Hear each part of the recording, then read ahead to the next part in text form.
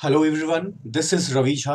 I am a criminal defence counsel in Allahabad high court और आप सभी का स्वागत है आपके खुद के चैनल टारगेट फॉर आईक्यू में। आज मैं रवि झा एक बार फिर आपके साथ भारतीय साक्ष्य अधिनियम 1872 के कुछ बेसिक्स एमसीक्यूज को लेकर आया हूं और ये सारे के सारे एमसीक्यूज आपके कॉन्सेप्ट और आपके एग्जामिनेशन दोनों ही दृष्टिकोण से महत्वपूर्ण है। तो आइए बहुत ज़्यादा वक्त ज़ाया ना करते हुए एक एक एमसीक्यू को देखते हैं और उसके अंदर के कॉन्सेप्ट को समझने की कोशिश भी करते हैं। तो यहाँ पे जो सबसे पहला सवाल आपके सामने आया है वो आता है, विवादक तथ्यों का साक्ष्य दिया जा सकेगा, ये बात किस धारा के तहत की गई है या किस धारा के अंतर्गत इस बात का जिक्र किया गया है। तो आमतौर पे भारतीय साक्ष्य अधिनियम 1872 की धारा 5 के अंदर इस बात का जिक्र किया गया है कि जो आपके विवादित तथ्य होते हैं, that is called fact in issues, उसके कंटेक्स्ट में भी आप एविडेंस दे सकेंगे।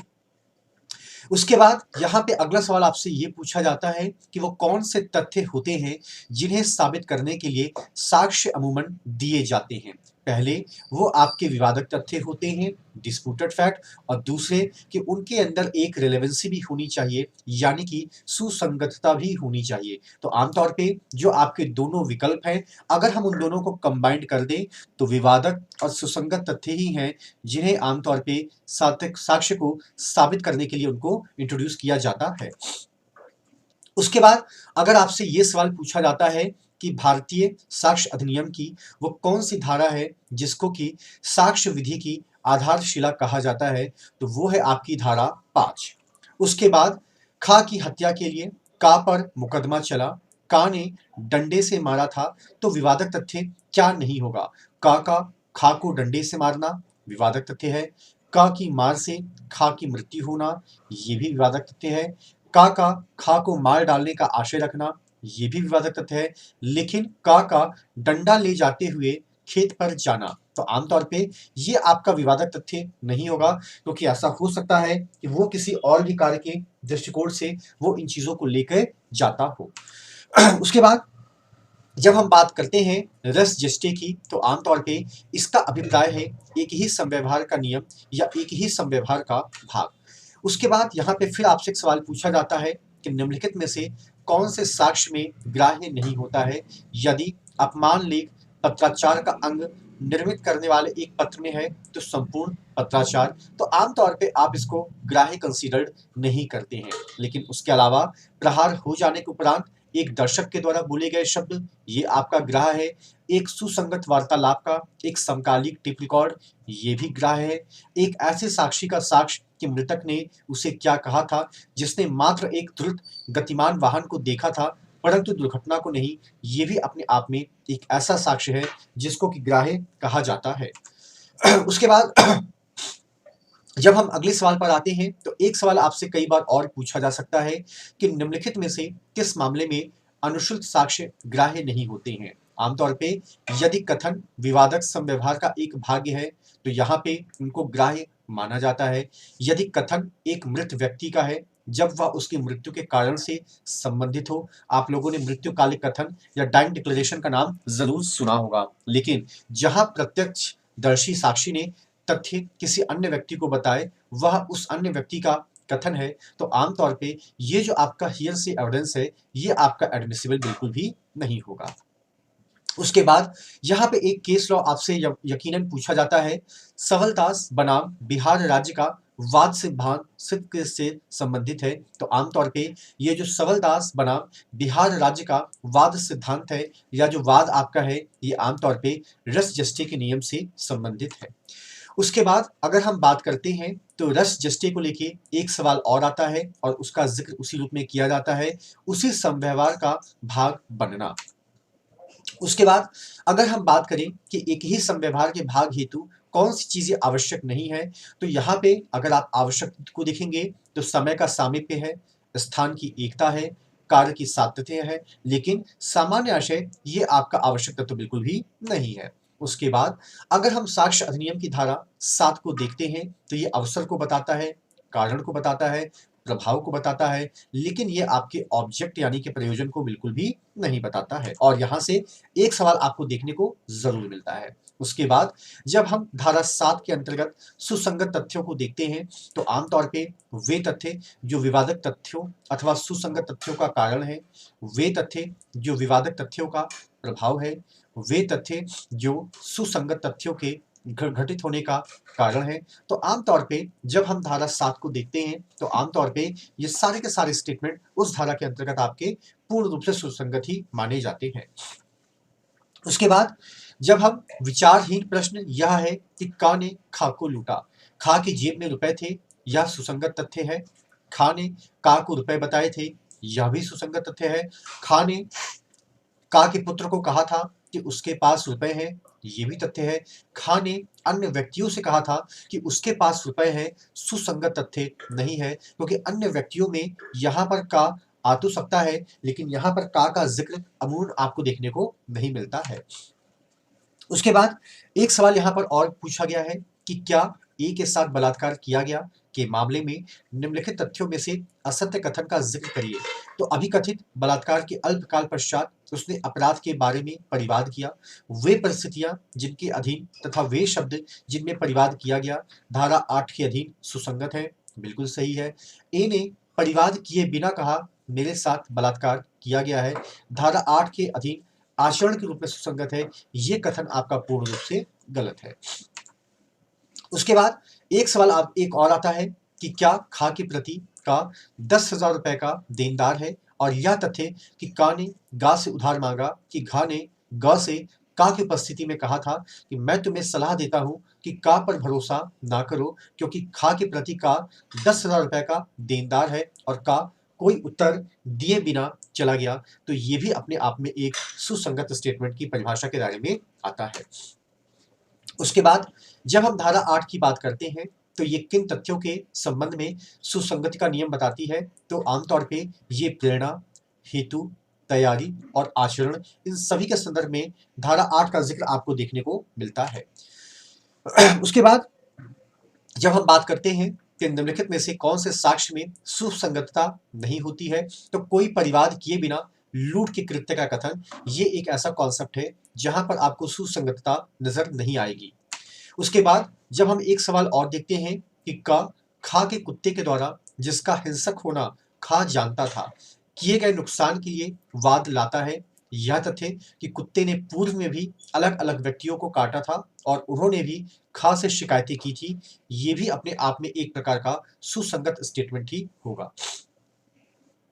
उसके बाद एक सवाल आपका और प्रॉब्लमेटिक हो सकता है कि एक कांस्टेबल का खा की हत्या का आरोपी है, यह तथ्य कि हत्या के थोड़ी देर पहले खा ने का के विरुद्ध साक्ष्य दिया था, सुसंगत है। क्यों सुसंगत है?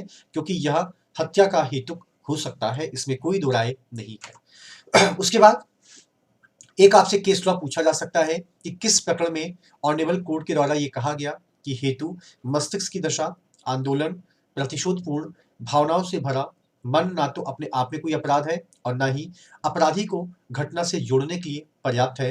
तो ये आपको केस नजर आता है केहर सिंह बनाम स्टेट के अंदर। उसके बाद धारा 8 में प्रयुक्त शब्द व्यक्ति के आचरण में कौन हो सकेगा, तो जो कार्यवाही के पक्षकार हैं उनको भी शामिल किया जाता है, जो उनके अभिकर्ता हैं उनको भी शामिल किया जाता है, और उन व्यक्तियों को भी शामिल किया जाता है जिनके विरुद्ध कोई अपराध किसी कार्यवाही का विषय अवश्य हो। उसके बाद यहाँ पर जब हम देखते हैं कि कौन सा युग्म है जो आपका सुमेलित नहीं है, तो एक आदमी ने कुछ सुना या कहा, तथ्य है, बिल्कुल सही है। नक्शा या प्लान दस्तावेज है, ये भी सही है। मूल से बनाई या तुलना की गई प्रतिलिपि, ये भी आपका सही सुमेलित है। लेकिन तथ्य जो विवादक तथ्य से इस प्रकार संलग्न है कि एक ही संव्यवहार के ही अंग है, रूल निसी कहलाते हैं, ये आपका बिल्कुल गलत है। उसके बाद प्रश्न यह कि क्या ए को लूटा गया, यह तथ्य कि उसने किसी शिकायत को किए बिना कहा कि उसे लूट लिया गया, ये आमतौर पे साक्ष्य अधिनियम की धारा 32 अथवा धारा 157 के अंतर्गत ही सुसंगत हो सकता है, अदरवाइज नहीं। उसके बाद का पर निकृष्ट आचरण का आंचल लगाने वाले अपमान लेख के लिए खा पर का वाद लाता है।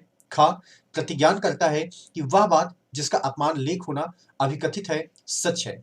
पक्षकारों को उस समय की स्थिति और संबंध जब अपमान लेख प्रकाशित हुआ था सुसंगत तथ्य हो सकते हैं, लेकिन यहाँ पर विवादक तथ्यों की पुनः स्थापना के रूप में, नॉट अदरवाइज।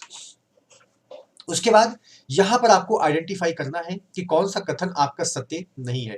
तो कोई भी तथ्य जो किसी विवादक तथ्य का हेतु दर्शित करता है, सुसंगत नहीं है, ये तथ्य आपका पूर्ण रूप से गलत है, वो अमूमन आपका सुसंगत ही होता है। उसके बाद क्वीन बनाम अब्दुल्ला का प्रकरण निम्नलिखित में से किससे संबंधित है?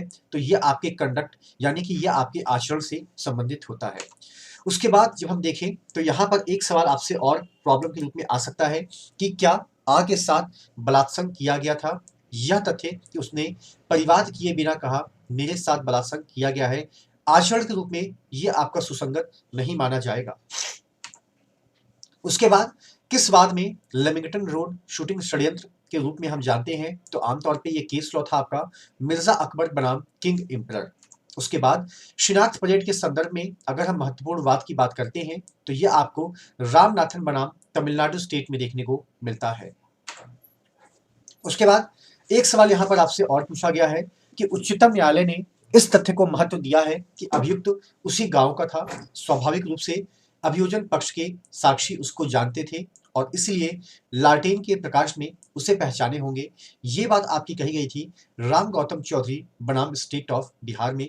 आमतौर पे ये उन परिस्थितियों का जिक्र करता है जहां पे इस बात को लेके कंफर्मिटी करने की जरूरत होती है कि यूजुअली क्या उन परिस्थितियों में एक व्यक्ति के द्वारा क्या पहचानना संभव है भी या नहीं। उसके बाद जब हम शिनाख्त परेड की बात करते हैं तो ये किसी मजिस्ट्रेट के द्वारा भी कंडक्ट किया जा सकता है, पुलिस अधिकारी के द्वारा भी कंडक्ट किया जा सकता है, या कोई भी ऐसा व्यक्ति जो ऑथराइज्ड किया गया है उसके द्वारा भी आपकी शिनाख्त परेड कंडक्ट करवाई जा सकती है। इसके बाद आ पर चोरी का अभियोग लगा है, उसे चोरी की संपत्ति आ की पत्नी को देते हुए देखा गया है, बा संपत्ति को देते हुए देखा गया है। आमतौर पे आ ने कहा कि तुम इन्हें छिपा देना। अब बा का जो एक कथन है ये अपने आप में एक प्रकार का रेलेवेंट कथन है क्योंकि आमतौर पे उस तथ्य को स्पष्ट करने के लिए कि जो कि उसी समव्यवहार का एक भाग है। उसके बाद जब हम बात करते हैं तो षड्यंत्रकारियों द्वारा सामान्य परिकल्पना के बारे में बात का संबंध आपकी धारा 10 से है, जहां पर हम लोग क्रिमिनल कॉन्स्पिरेसी का जिक्र देखते हैं, आपराधिक षड्यंत्र। उसके बाद जब हम प्ली ऑफ एलिबाई को लेकर बात करते हैं यानी कि अन्यत्र उपस्थिति को लेकर बात करते हैं तो इसका जिक्र आपको धारा 11 के अंदर देखने को मिलता है। उसके बाद कुछ परिस्थितियां ऐसी होती हैं जब तथ्य आपके सुसंगत या असंगत हो सकते हैं, तो उन चीजों का जिक्र यहाँ पर दिया गया है, इनको आप बस ऐसे ऊपर ऊपर से भी देख लेंगे तो आपका काम आसान हो जाएगा। उसके बाद जब हम अधिकार या रूढ़ि से संबंधित प्रश्न की सुसंगतता के बारे में भारतीय साक्ष्य अधिनियम में देखते हैं तो ये सारे के सारे प्रावधान हमें धारा 13 के अंतर्गत नजर आते हैं। उसके बाद जब दीवानी दावों में नुकसानी के लिए रकम अवधारित करने के लिए कौन से साक्ष्य सुसंगत होंगे तो ये बात आपकी धारा 12 के अंतर्गत कही गई है। उसके बाद जब हम धारा 14 के अंतर्गत स्वयं की मन की दशा के बारे में बात करते हैं तो वहां पर हमारा संबंध आशय, उतावलेपन और सद्भाव से होता है। उसके बाद जब हम बात करते हैं कि मानसिक दशा का तात्पर्य किस रूप में वर्णित नहीं है तो वो आशय के रूप में वर्णित हो सकता है, ज्ञान के रूप में वर्णित हो सकता है, सद्भावना के रूप में वर्णित हो सकता है, लेकिन वो हेतु के रूप में वर्णित बिल्कुल भी नहीं हो सकता है। उसके बाद जब हम तलाक के प्रकरण में पत्नी द्वारा अपने प्रेमी को लिखे गए पत्र की भावना धारा 14 के अंतर्गत देखते हैं तो ये हमें एक प्रकार का रिलेवेंट फैक्ट लगता है यानी कि सुसंगत है। उसके बाद जब किसी अपराध के अभियुक्त व्यक्ति के विचारण में धारा 14 के अंतर्गत उस अभियुक्त द्वारा किसी अपराध का पहले किया जाना सुसंगत हो तो वहां ऐसे व्यक्ति की पूर्व दोष सिद्धि होती है और आमतौर पे हम लोग इसको सुसंगत मानते हैं। उसके बाद अगर हम बात करते हैं कि निम्नलिखित में से कौन सा कथन सही नहीं है तो आपको नीचे वाला जो ऑप्शन है जहां पर लिखा है कि कुछ मामलों में एक व्यक्ति की पूर्व दोष सिद्धि भी सुसंगत हो सकती है, ये कथन आपका सही नहीं है। उसके बाद जब हम पूर्व दोष सिद्धि की सुसंगतता को देखते हैं तो आमतौर पे इसका जिक्र आपको भारतीय साक्ष्य अधिनियम की धारा 14 के स्पष्टीकरण 2 में देखने को मिलता है। उसके बाद यहाँ पे एक दृष्टांत है और आमतौर पे यहाँ पे आपको विसंगतता को पहचानना है तो यहाँ पे जो विकल्प बी है वो बात करता है शाशय असन द्वारा बी की मृत्यु कारित करने के लिए विचारित है, यह तथ्य कि और लोगों पर उनकी हत्या के आशय से असर करने का अभ्यासी था। तो आमतौर पे ये एक प्रकार का आपका विसंगत है, क्योंकि इसके अंदर किसी भी प्रकार की सुसंगतता आपको नजर नहीं आती है। इसके बाद जब हम एक केस लॉ को और देखते हैं, the bride in the bath, तो ये आपका एक लीडिंग केस लॉ है और अमूमन ये धारा 15 के ऊपर आपका आधारित है।